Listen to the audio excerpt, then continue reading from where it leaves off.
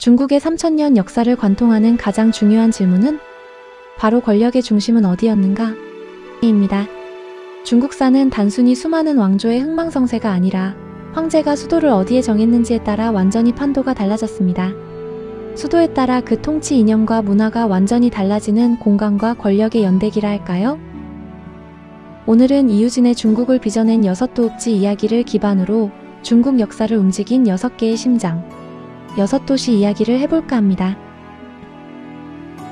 시안부터 베이징까지 따라가며 각 도시가 간직한 권력의 야망과 역사의 비극을 분석하는 시간을 갖는 거죠. 6도읍지의 현재 이름과 인상적인 에피소드를 통해 우리가 몰랐던 중국사의 진짜 역동성을 느껴보시기 바랍니다. 시안의 통일, 송나라 문명의 폭발, 근현대의 비극, 그리고 절대 권력의 정점까지 6도시의 지도를 따라 거대한 중국의 역사를 함께 펼쳐보는 시간, 지금 시작합니다.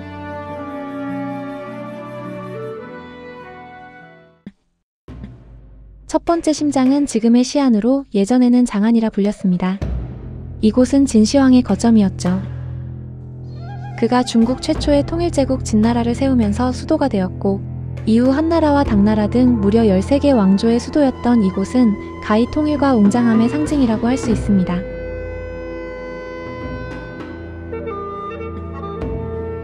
그 명성에 걸맞게 이곳에서 2명의 최초가 탄생했으니 바로 진시황과 당나라의 측천무후입니다. 여기서 진시황은 중국 최초의 통일제국을 이뤘고 측천무후는 중국 역사상 유일한 여성 황제가 되었죠.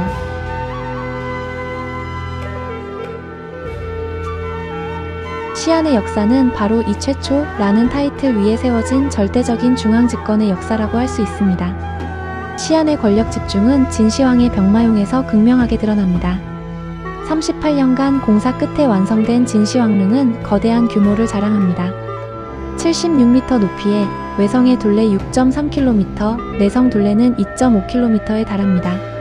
그 황릉을 지키는 7000개의 병마용은 인간을 압도하는 거대한 황제의 권력을 상징했습니다. 그로부터 800여 년이 흘러 당나라에 와서 이곳은 국제적으로 크게 부상하죠. 실크로드라고 들어보셨죠? 맞습니다. 시안은 바로 실크로드의 동쪽 종점으로서 당나라의 국제적 영광을 상징했습니다. 상상이 가시나요? 폭 150m에 이르는 주작대로 이곳에 페르시아와 아라비아 상인들, 인도 무이들, 위구르 무사들, 신라와 일본에서 온 유학생 및 승려들이 오가는 화려하고 이국적인 풍경을 이들은 낙타대상, 즉 카라반을 이끌고 와서 비단, 도자기, 금은, 세공품 등 중국의 귀한 물품을 서역의 유리, 보석, 향신료, 약재 등과 교환하며 활발하게 무역했습니다. 얼마 후 측천무후는 이곳 시안에서 중국 최초로 여왕제에 등극했고요. 하지만 과유불급이라고 시안은 이 지나친 웅장함과 중앙집권으로 비극을 부르기도 했습니다. 당나라 때 현종과 양귀비의 이야기 들어보셨죠? 현종이 아리따운 양귀비와 사랑에 빠져 국정을 게을리하다가 나라가 어지러워지자 안사의 난이 일어났고 그때 도시가 모조리 불타 폐허가 되었습니다. 시안은 권력이 지나치게 집중되면 멸망한다는 냉정한 역사의 교훈을 남기고 중국사의 중심에서 물러납니다.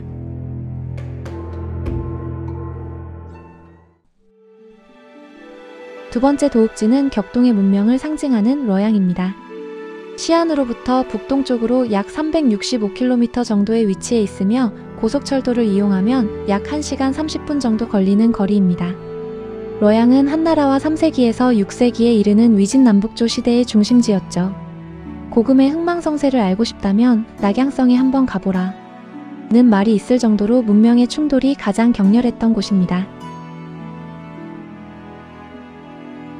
거대한 절벽에 2345개의 동굴을 뚫고 조성된 용문석굴이 상징하듯 불교 문화가 번성했고 살림에 은거하며 세상을 비웃은 중림 칠형 같은 일종의 히피 문화가 꽃을 피웠죠.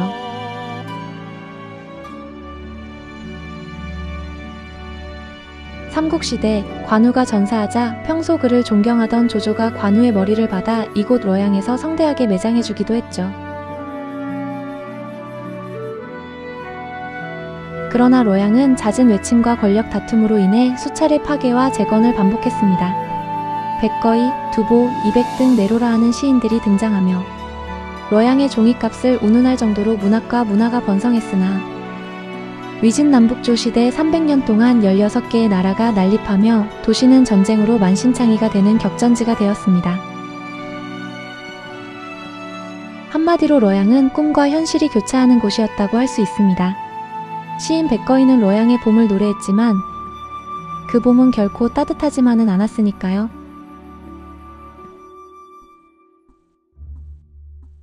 세 번째 도시 카이펑은 송나라의 수도였습니다. 뤄양에서 동쪽으로 약 194km, 베이징에서 남쪽으로 약 770km 정도 떨어진 곳에 위치해 있습니다. 카이펑은 관료 중심이었던 시안과 달리 상업이 중심이 된 최초의 대도시였습니다. 청명절 풍경을 그린 청명상화도가 보여주듯 활기찬 야시장과 금융업, 목판인 세술이 발달했죠. 황제가 아닌 서민과 상인이 역사의 주역으로 떠오른 유의미한 공간이기도 합니다. 북송을 대표하는 명판관 포청천의 활동 무대이기도 했죠. 그러나 아쉽게도 국방력이 약했던 카이펑은 여진족이 세운 금나라에게 함락되며 송나라 황실이 남쪽으로 도망가는 비극을 낳았습니다. 그렇게 카이펑은 경제의 힘이 군사력을 이기지 못했던 쓰라린 교훈을 남긴 도시로 기억됩니다.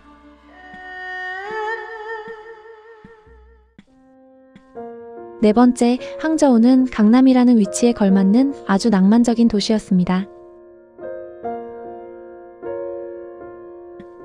항저우는 송나라가 여진족 금나라에게 쫓겨내려와 세운 남송의 임시 수도였습니다.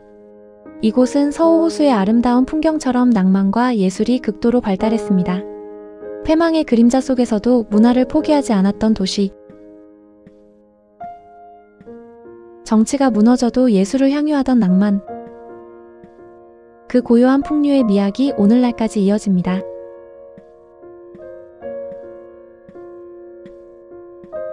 그래서 시인 소동파는 항저우를 지상낙원이라고 찬양했죠. 그러나 그 낭만 뒤에는 언제든 유목민족에게 쫓길 수 있다는 불안감이 숨겨져 있었습니다. 황제들은 아름다운 서호에 취해 복수와 통일의 의지를 잃었고 결국 원나라에 의해 무너지는 비극을 맞았습니다. 전쟁의 폐허 속에서도 이어졌던 시와 음악, 그림과 철학, 그리고 그 위에 넘실대는 서호의 아슬한 물안개. 이 모두는 어쩌면 시대에 쫓긴 그들의 불안한 현실을 가려주는 보호막이 아니었을까요?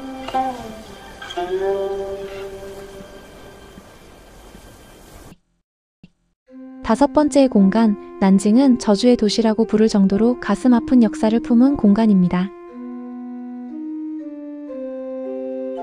탁발승 출신 황제 명나라 태조 주원장이 세운 첫 수도로 시작은 창대했습니다.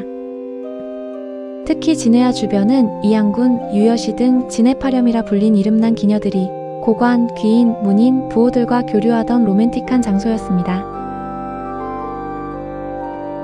그러나 주원장이 출신의 약점을 권력으로 대체하려던 때부터 비극은 이미 시작된 거나 다름없었죠.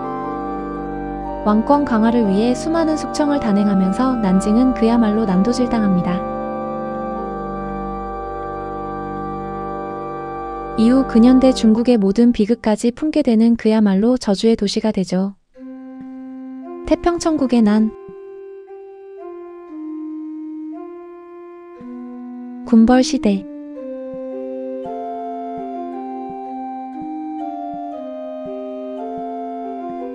난징대학살.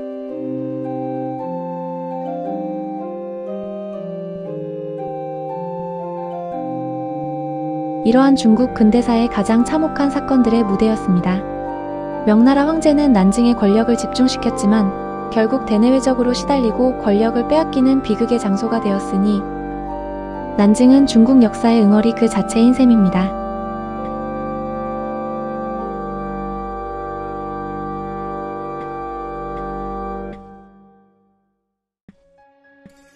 이제 대망의 마지막 도읍지 베이징입니다. 1421년 명나라 영락제가 고향인 난징을 버리고 북방으로 천도하여 완성시킨 절대 권력의 정점이죠. 베이징의 심장은 뭐니 뭐니 해도 자금성이라고 할 수 있습니다. 모든 건축물은 황제를 위한, 황제에 의한 하나의 중국을 통제하려는 강력한 의지를 상징합니다. 베이징은 황제의 권력과 욕망이 건축물로 구현된 공간이었습니다. 베이징은 남북을 관통하는 중축선을 중심으로 완벽한 대칭 구조를 이루며 황제만이 우주의 중심임을 선언합니다. 도시 전체가 황제의 통치 이념을 구현한 거대한 건축물인 셈이었죠. 그리고 북방 유목민족의 침입을 막기 위한 만리장성을 완성하며 베이징은 중국의 마지막 방어선으로 우뚝 섭니다. 하지만 이 절대 권력의 중심은 황제들의 무능과 서태후의 섭정, 대신과 군벌들의 권력 투쟁, 의화단 운동,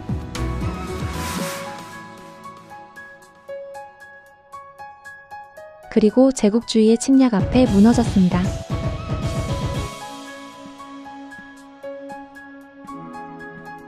그럼에도 베이징은 끝까지 버팁니다. 그리고 현재까지도 중국 권력의 심장으로 기능하며 과거 황제의 통치 이념이 현대 정치에 어떻게 영향을 미치고 있는지를 보여주고 있습니다. 그야말로 살아 숨쉬는 역사 박물관이라고 할까요?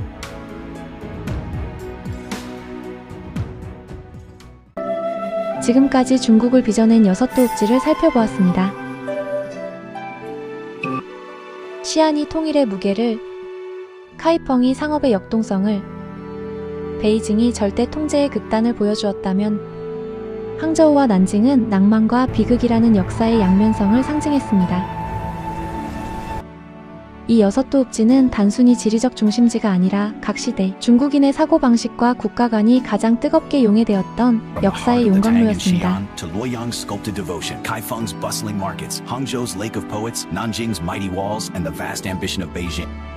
이유진의 중국을 빚어낸 6도읍지 이야기는 수많은 왕조와 황제의 욕망이 도시라는 공간에 남긴 지문을 읽어냅니다. 이 책은 말합니다. 역사는 과거가 아니라 현재와의 대화라고. 과거의 공간과 시간, 사건은 현대 사회 속에서도 여전히 현재 진행형이라고 말이죠. 오늘 중국이 품은 6도읍지 이야기 어떠셨나요? 이 거대한 지도의 흐름을 따라 중국을, 세상을, 우리 자신을 더 깊이 이해하는 여정을 계속해 주시기 바랍니다.